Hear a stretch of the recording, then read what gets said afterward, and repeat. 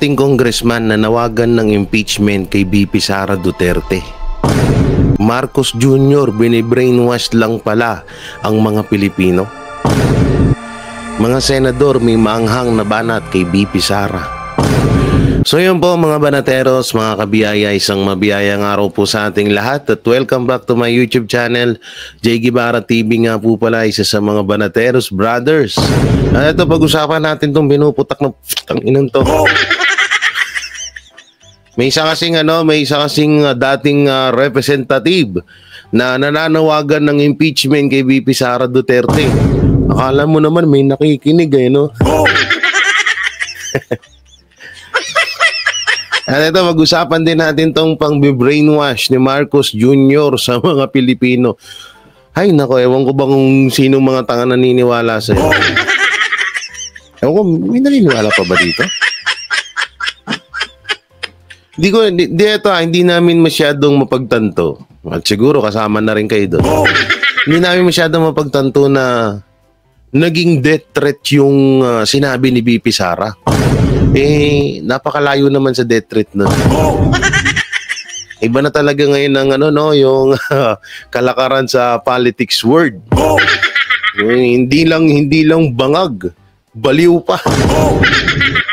Pero mo presidente ka, ob ka. Hindi, sorry kasi nakakatanga na isang presidente na sabing siya pinagbabantaan. Liwanag ng sinabi ni BP Sara. Tulunggis no? At ito, papanoorin din natin itong kakapasok lang na balita. Impeachment case laban kay BP Sara. Hinahain na ng Makabayan Block. Ayan na naman. Tangin ng Makabayan Block to, hindi pa naubos to no? Ba't ba naglipa na to sa Pilipinas? Anak ng teteng naman. Hindi kaya ito dito natin napagtanto. Alam nyo, ito, dati ko pa naman din to sinasabi na minulat tayo ng Marcos at mga dilawan na mortal silang magkalaban, di ba? Simula pa sa lola ko, sa nanay ko, hanggang ngayon, hanggang sa akin. Siguro pag nagkaanak ako, yan pa rin yung nasa utak ng mga kabataan, no? So, doon, pinamukha sa atin na mortal silang magkalaban. Talagang hanggang sa, di ba, napagbintangan pa si Marcos Sr. na siya daw ang nagpapatay kay Ninoy Aquino. O Ninoy ba? Noynoy. Wala kasi ako hindi ko matanda yung mga pangalan ng mayan. Hindi naman ako interesado sa mga putanginang yan. No? So, doon pa lang, yun yung pinamukha nila sa atin. Nagulat lang tayo nitong na dumating tong panahon na to na lahat pala ng mga nalalaman natin ay isang malaking katarantaduhan lang pala. Isang malaking kahibangan or palabas lang pala nila para masolo nila ang pwesto sa gobyerno. Kasi diba nung panahon ng nagpalit-palitan na si Marcos umabot ng 20 years sa pagiging presidente hanggang sa kunwari naglaban-laban sila magkakamag-anak naman pala ang mga loko. No, tapos pumalit yung mga dilawan hanggang sa nahalal bilang namatay muna yung Senior Aquino. Tapos nahalal si Cory Aquino bilang presidente ng Pilipinas, 'di ba? So doon dahil sa awa ng publiko 'yon kaya naiboto na at naging presidente si Cory Aquino. So 'di ba, simulat sa pool lang alam natin magkalaban sila ganito ganyan kung ano pinagbibitaw ng mga salita sa bawat kampo nila, kesyo magnanakaw, mamamatay tao ang mga Marcos. So ngayon napagtanto natin yung sinasabi ng Aquino na magnanakaw ang mga Marcos totoo naman pala talaga. At hindi lang nag-iisa ang mga Marcos kundi pati din sila.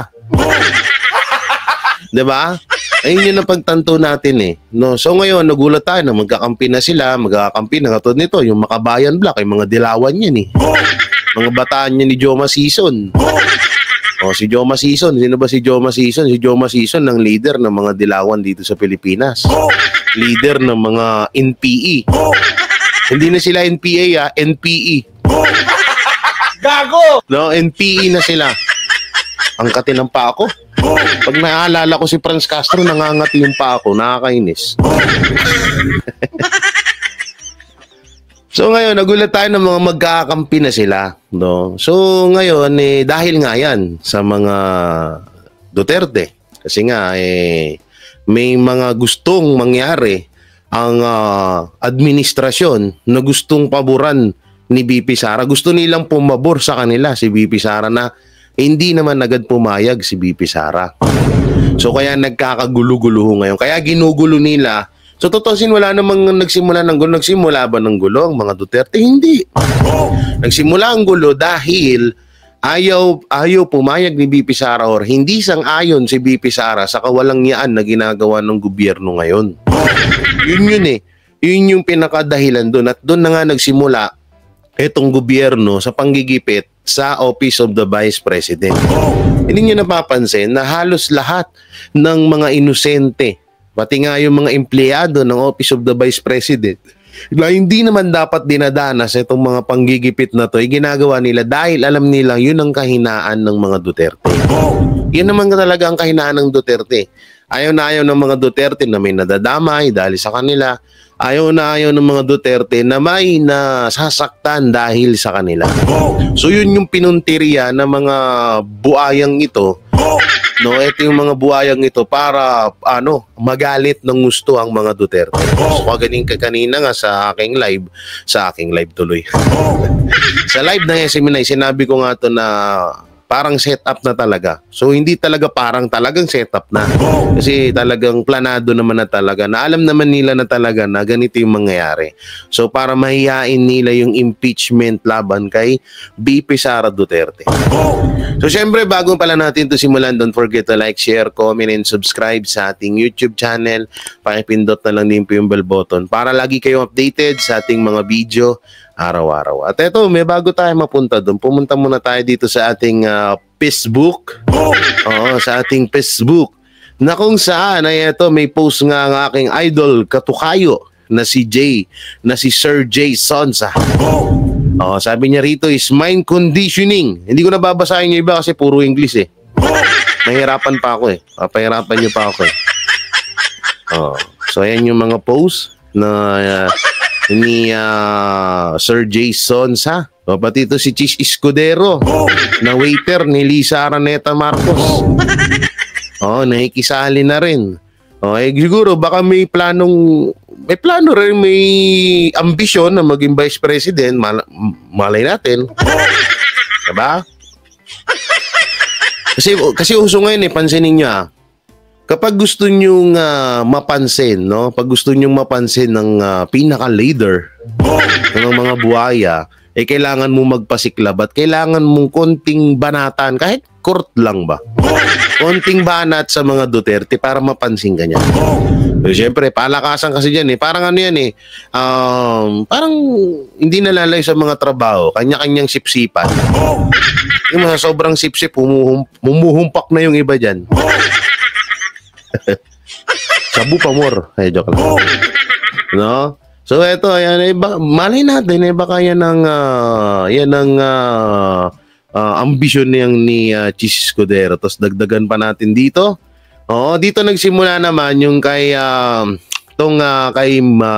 pagtanggal ng mga pagbawas ng mga gwardiya or security guard ni BP Sara. Dito natin mapagtatanto na pag pinagdugtong-dugtong natin lahat ng kwento or sinabi ni BP Sara ay tugman-tugma dahil bakit nga ba siya tatanggalan ng security guard kung walang binabalak na masama sa buhay niya. So isa yan sa tas biglang lumabas naman tong video na to na sinasabing nagko-coke etong si Marcos Jr. So yung sinasabi dito ni Sir Jay Sonsa na mind conditioning is totoo naman kasi isipin nyo kasi ang liwanag ng sinabi ni BP Sara, kung sakali, sabi niya, kung sakali ako ay ipapatay ni Marcos, ni Lisa at ni Tamba, may papatay din sa kanila. So yun. Ngayon, eto yung mangyari dyan. Isa may pagkatanga talaga itong mga to. Makakasakit ulo ko sa inyo eh. So ibig sabihin ba, iisipin na namin ng mga netizen na totoo nga yung sinabi ni BP Sara. Kasi parang inamin yun eh. Parang inamin na ni Marcos na tawag dito na totoo nga na yung sinabi ni BP Sara na gusto niyo siyang patayin. Kasi kung sakali, kaya nga may words na kung sakali. So ibig sabihin, kung sa pakiramdam niyo ay pagbabantayon, so ibig sabihin, totoo nga yung sinasabi ni BP Sara na ipapatay niyo siya. Diba? Yun yung pinakamadali dun eh. Kasi kung hindi naman totoo yung sinasabi nyo, kung hindi totoo yung sinasabi nyo, bakit nag-react kayo? At bakit parang na-hurt kayo ng gusto? Wow, hurt.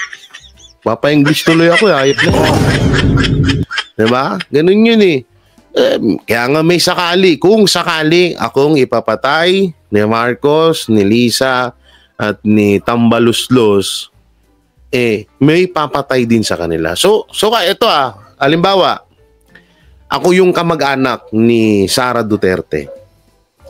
So alam ko bilang ako kamag-anak, sabihin ko ng kapatid ako. Kung ako yung kapatid ni BP Sara Duterte, nalaman ko at sinabi sa akin at with evidence naman, with evidence na may ebidensya naman na totoo nga yung sinasabi ni BP Sara na ipapapatay siya ni Marcos. Sa tingin nyo ba mananahimik ako? Kung halimbawa mang patayin ng kapatid ko? Siyempre hindi. Gaganti at gaganti ako. Papatayin ko rin ng pumatay sa kapatid ko. Ganun yun eh. Kaya nga sinasabi ni BP Sara kung sakali. No, pero hindi ko sinasabing ang papatay yung kapatid ni BP Sara. Baka maano na naman kayo ha. Baka mali yung pandinig nyo ha. Hindi ganun. Kung sakali man, di ba? Kasi masakit yun eh. Kung lalo sa kamag-anak, no? Kahit ako papatayin ko si Marcos kung papatayin niya yung kapatid ko Gago! Ganun lang yun. Napakasimple nun. Pero bakit hindi maunawaan lalong-lalo na dito sa mga senator? Bakit hindi nila maunawaan tong sinabi ni VP Sarang to? So ibig sabihin, isipin namin, tanga kayo? So ibig sabihin, naging senator lang kayo, naging congressman lang kayo, pero tanga talaga kayo? Ganun ba yun? Aba, di tanga nga kayo. Gago! Ganun, common sense lang Ang teteng ako pa inyo Apakasimple kasi apakasimple nung sinabi ni BP Sara na bakit hindi maunawaan itong mga punyetang ko. Samantalang mapunta tayo rito para medyo tumawa naman tayo bago tayo magpunta doon sa drama ni Marcos, no? Dito muna tayo. Yan. Ay, gulit si mother, Ito, pasintabi po sa mga ating mga ako po ay may respeto sa mga kababaihan, lalo na sa mga medyo may edad na, no? Pero kung ganito naman yung magiging nanay ko, susumpa ko to. Gago! Sabihin ko sa kanya, ba't ka pa lumabas? Ba't ka pa nagsalita? Dapat di ka nagsalita, buka ka tuloy tanga. Ay, sorry. So, pakinggan natin ang sasabihin ng dating representative Lisa Masa. Kinumpirmang maghain ng impeachment complaint versus Sara Duterte. Pakinggan natin. Kahit nonsense yung pinagsasabi na to, pakinggan natin, pagbigyan natin. Okay, game. Mga kasama. Tama na, sobra na. Tama na, sobra na. Okay. Ang trapong politika na ito. Trapong politika. Tungtuwa pa yung bata sa likod, May bata pa to, siguro mga 16 to 17. Kuta na, anong muwang yan sa politika? Baka burbini lang pinapanood niyan. Gago! Okay. Tama na, sobra na. Ang mistusang aso't pusa. Anong mistusang? Ulitin ko nga. Baka matatanggal na yung postisyon mo, nanay. Okay, pakinggan natin. Tama na, sobra na. Ang mistusang aso't pusa. Mistulang, hindi mistusang. Gago! Teka, bulol-bulol ka na, mother. Mistusang. Pera yan! Ang mga trapo! Oh. Tama na! Sobra na! Oh. Oh, ni OVP nagmura pa. Vice President Sara Sira Duterte. Wow, Sara Sira Duterte. Eh ano ka pa? Eh bakit wala ka na sa Congress? Tatanong lang naman. Sino kaya si masira sa inyo? Ikaw na wala ka na sa gobyerno dahil ayaw ka na iboto ng taong bayan, no? Si BP Sara na mas minamahal ng taong bayan. Sino kaya sa inyong dalawa ang may sira? Tsaka sino matinong tao magsasalita dyan sa, sa kalsada? Tapos ganyan ang panawagan mo, impeachment. Anong gusto mo? Manaig yung mga adik sa gobyerno? Kailangan siya ay kagyan. Proud na proud si Nening, oh. Proud na proud yung bata sa gilid, oh. Anak ng tete, hindi ka pa nga siguro marunong maghugas ng pinggan, ah. Gago! Oh, proud na proud, eh, oh. Nasa gilid, oh. Tungtuan, nakasalamin pa, oh. Okay, manorin. Na-impeach. Oh, Dapat oh, siya ay kagyan. Oh. Na-impeach. Tama ba? oh, painumin niyo ang tubig yan. Baka ma-high blood to, oy. Baka ma-high blood to. Baka tumalsik yung pustiso nito, ah. Utay na. Itong mga dilawan na to, nagpapakatanga ang puti. Ano ang sasaw natin sa araw na ito? Oh. Oh, tapos nagtatawanan yung mga nasa likod.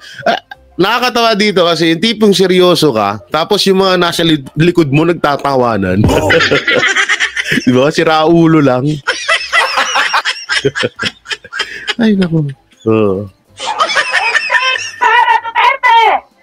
Oh, ba't walang P? Sara Duterte. Bong. Kailangan siyang managot sa taong bayan. Sabi ng bata, ano kaya to si nanay? Nakainom kaya to ng maintenance niya?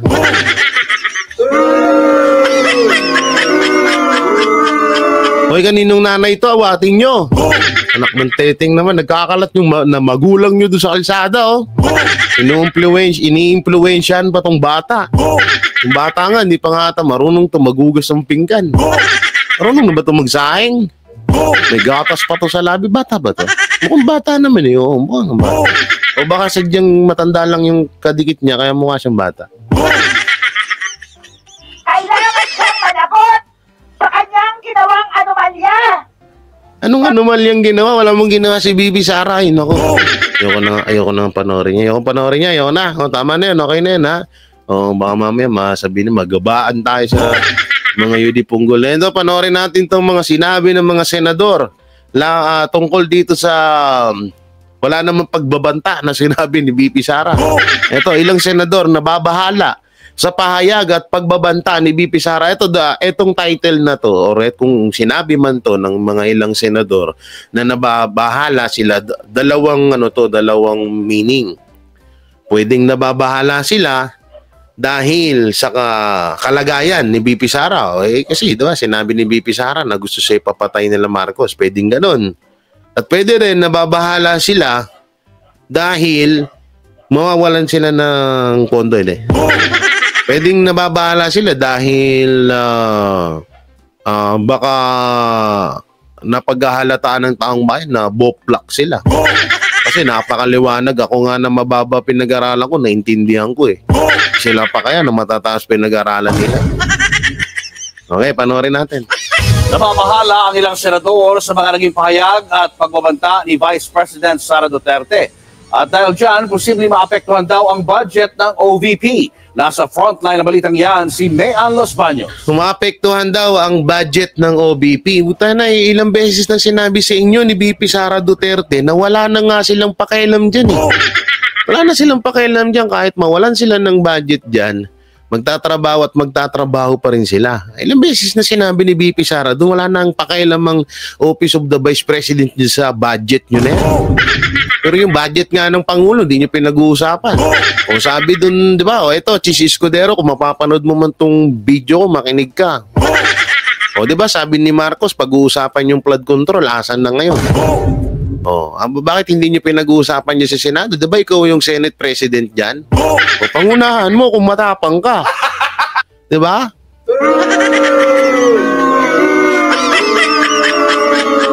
Dito to, totoo naman eh. Di ba sinabi ni Marcos yun, pag-uusapan yung budget ng flood control na 1 billion, di umano, araw-araw. O bakit di na pag-uusapan yan?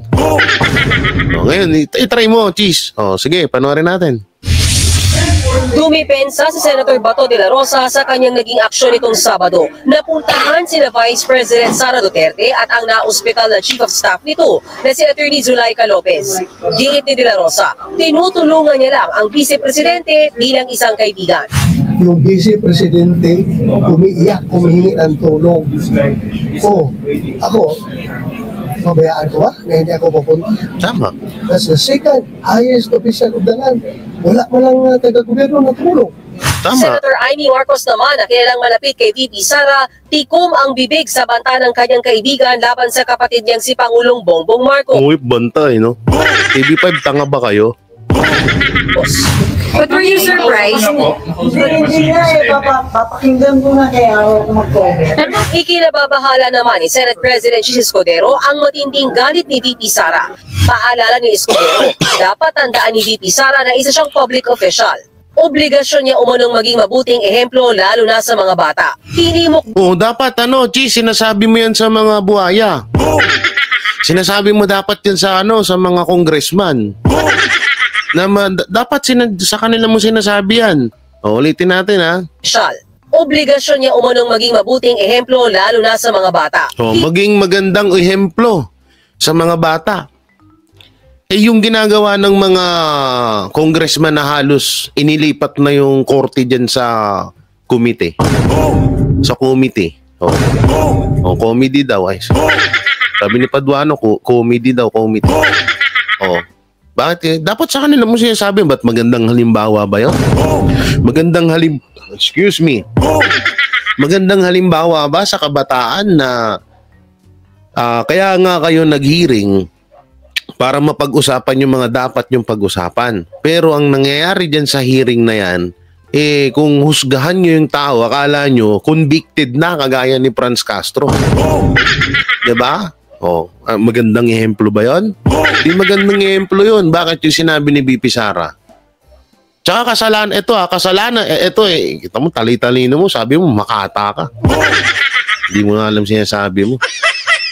Tsaka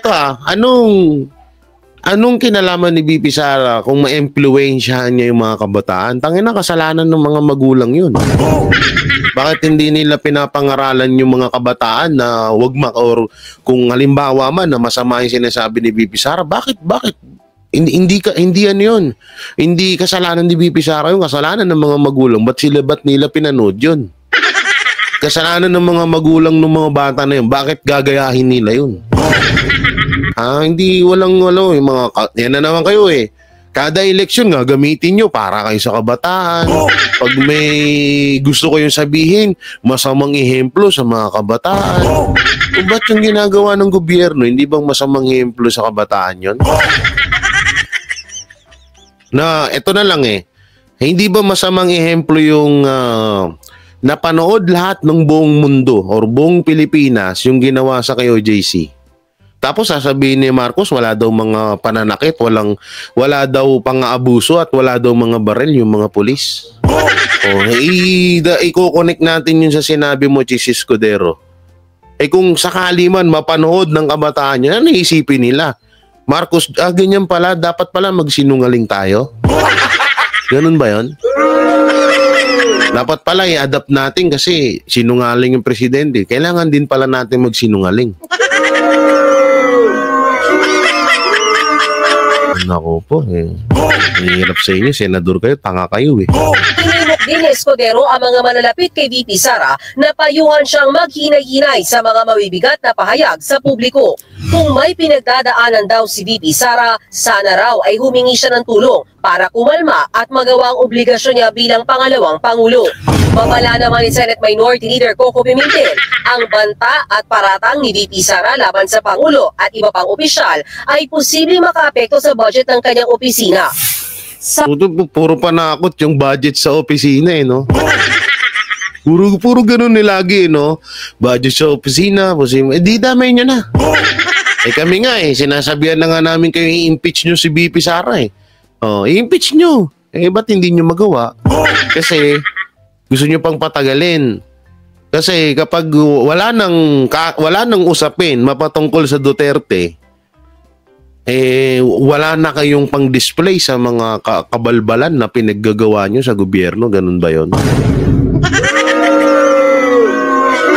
Huli ang masusunod ay ang desisyon ng mayorya ng mga senador kaugnay sa kung ano ang gagawin sa budget ng Office of the Vice President matapos ang mga naging aksyon ng pangalawang Pangulo nitong mga nakaraang araw. Pero ayon mismo sa chairman ng Senate Finance Committee na si Senator Grace Poe, hindi dapat nakabatay sa personalidad ang kanilang desisyon kaugnay sa budget ng isang ahensya. Yun naman pala ano yung pinagsasabi ni Pimentel?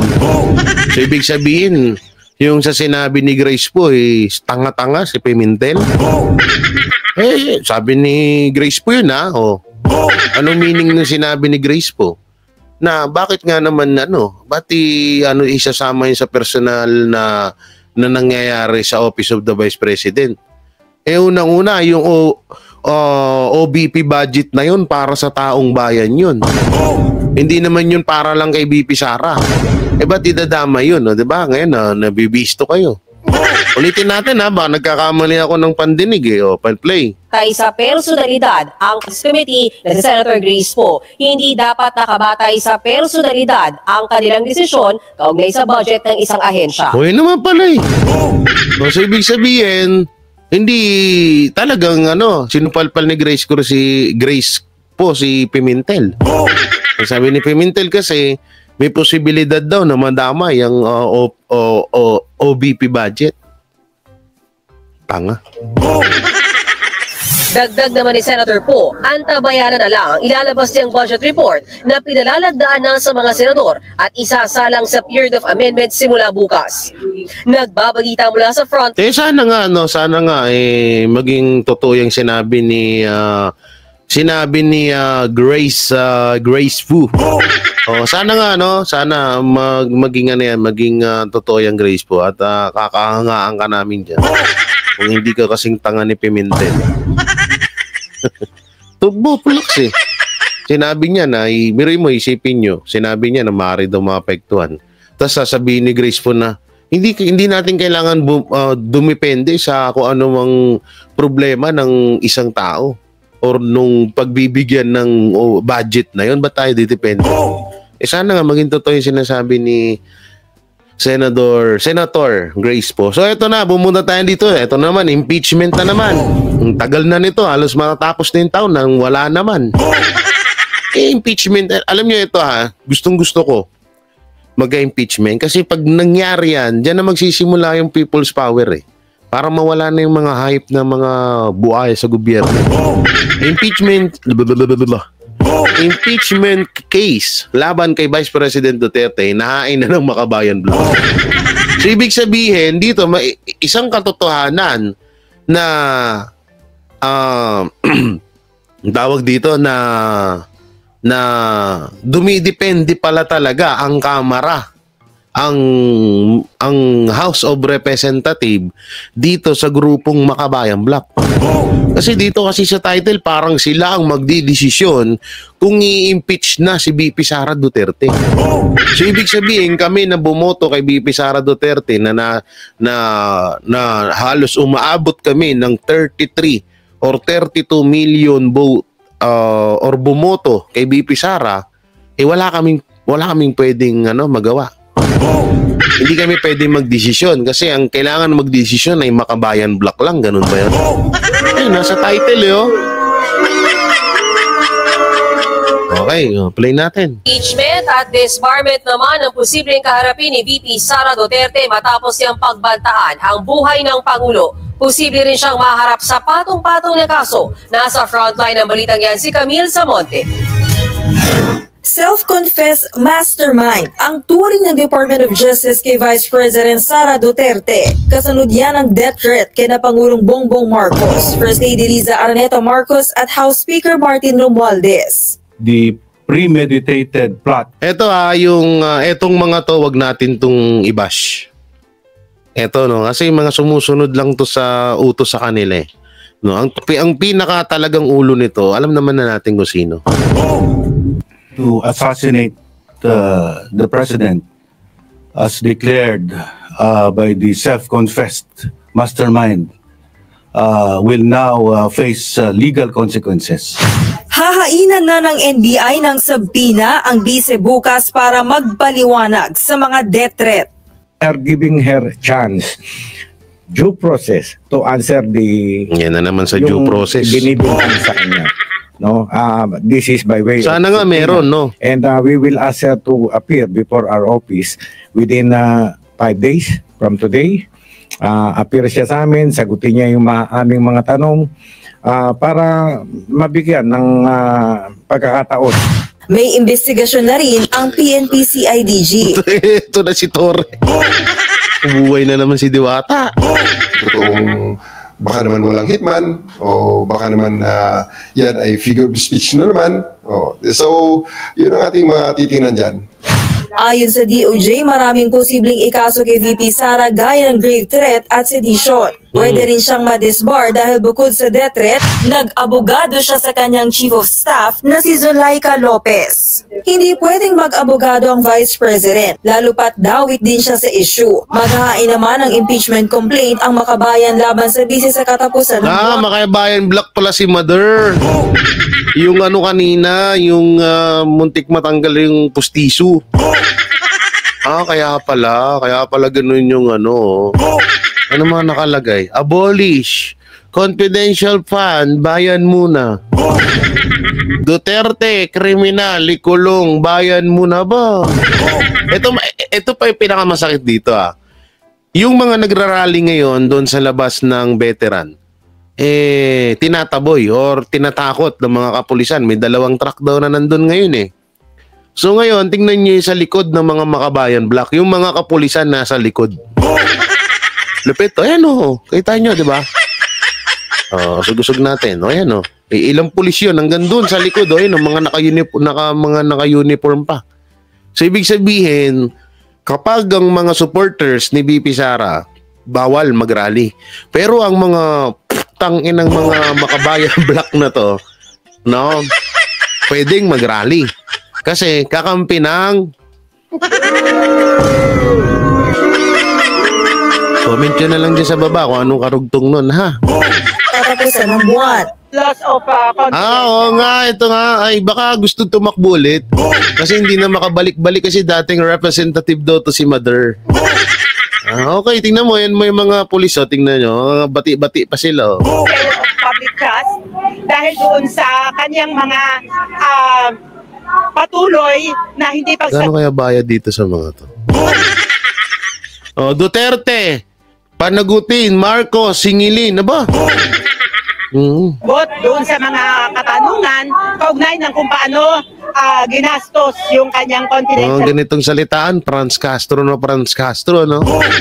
funds, si malinaw na katiwalian. Kasi hindi ganito yung kinakailangan na proseso, no? Doon sa Isa pa. Wait lang kasi wala naman akong pakialam sa sinasabi nitong nanay.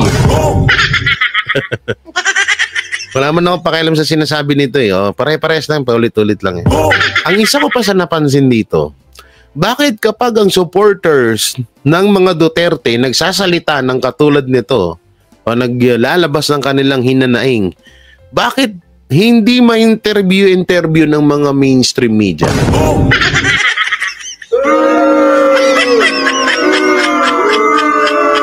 Tataka lang ako. Ako'y nagtatanong lamang Pero meron naman ni ilan na mga mainstream media, syempre nandiyan ng SMNI, na ibinabalita nila yung hinanaing ng taong bayan. Pero bakit tong mga TV5, GMA, ABS-CBN, bakit wala akong nakikitang interview nila, no? Katulad dito, Makabayan Black. Mortal na kalaban to ng Marcos, pero binibigyan ng boses sa mga mainstream media dahil, alam mo niyo na kung kanino, bakit? Dahil anti-Duterte or kalaban ng mga Duterte. Pero yung mga supporters ng mga Duterte, ni minsan, sige nga, tanungin ko kayo, meron bang sa mga mainstream media, meron ba kayo napanood na in-interview nila na supporters ng mga Duterte? Yung mga nagrarally doon, na-interview ba nila? Wala. Gago! Ano, meron ba? Wala. Ganyang kabayas ngayon ang nangyayari dito sa ano natin, sa tawag dito sa ating bansa. So mapunta na tayo dito. Dito na sa kadramahan ni Marcos Jr. Press Marcos Jr. issues its statement following BP Sara alleged assassination threat. Panoorin natin to. Lights, camera, basa. Kabahala ang mga pahayag na narinig natin itong mga nakarang araw. Dramahan mo pa. Nandiyan ang walang pakundangang pagmumura at ang pagbabanta ng planong ipapatay ang ilan sa atin. Kung gano'n na lang kadali ang pagplano sa pagpatay ng isang presidente, paano pa kaya ang mga pangkaraniwan na mamamayan? Ganyang... Sorry. Ganda ng drama, naiiyak ako. Naiiyak ba kayo? Iyak din ako eh. Gago! Ganda ng pagkaka-acting, pang batang Quiapo eh. Sige, play. Kriminal na pagtatangka ay hindi dapat pinapalampas. Aba! Yan ay aking papalagan. Aba! Papalag na! Yun! Sa wakas, pumalag din si Marcos. Yung mga pagbabanta daw, papalag na daw si Marcos. So, yan na ha. Hindi siguro lobat to. Sorry. Parang lobat kasi. Nasa democratic country. Wow, democratic country! Nasa democratic country daw tayo, pero yung ginawa sa SMNI, ano yun? Nasakop ba ng democratic country yun? Gago! Yung ginagawa nyo sa mga empleyado ng Office of the Vice President, kasama ba sa democratic country yun? Democratic ulul mo. Ay, presidente ba to? Ay, presidente pala to. Sorry. Hold the rule of law. Ako, bilang pinuno ng Executive Department. Pakialam namin sa'yo.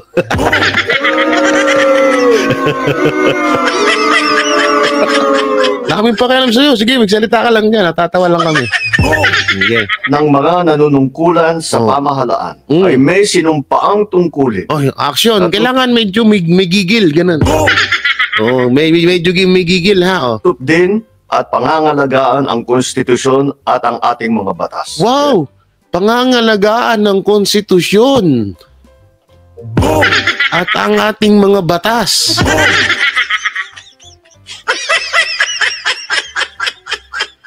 Ating mga batas, konstitusyon, bakit may mga convicted na kasama sa hearing? Gago! Diba? Pangangalagaan yung konstitusyon, pangangalagaan yung batas natin. Kung kayo, hindi naman namin nakikita eh. Nakikita ba namin? Wala kami nakikita. Ha? Wala kami nakikita na pinapangalagaan yung konstitusyon. Kaya nga nagagalit. Eto pa, speaking of konstitusyon, ba't sisira ni Martin Romualdez yun? Di sana tinatanong niyo yan sa pinsan niyo, President Bongbong Marcos. Dapat tinatanong niyo sa pinsan niyo na, oy, ba't mo sinisira yung konstitusyon? Kasi diba, siya yung unang gustong sumira ng konstitusyon.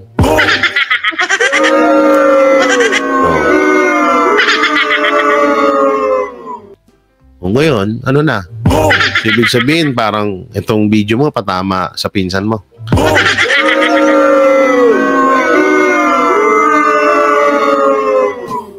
Tama nga yung sinabi ni Sir Jason sa the mind conditioning.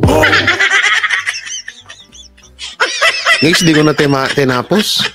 Ay, alam ko naman drama na naman to. Kung batas natin, tignan nyo nga yung ginawa nyo sa kayo, JC. May batas ba yon? Pinangalagaan nyo ba yung batas? Yung ultimong babae, kabataan, sinasaktan nyo doon? Ito bago sana kayo magsalita ng mga ganito, is dapat nakikita rin na ginagawa nyo. Kasi una-una, kung pinangalagaan nyo yung batas, ba't may mga convicted na nandyan sa hearing?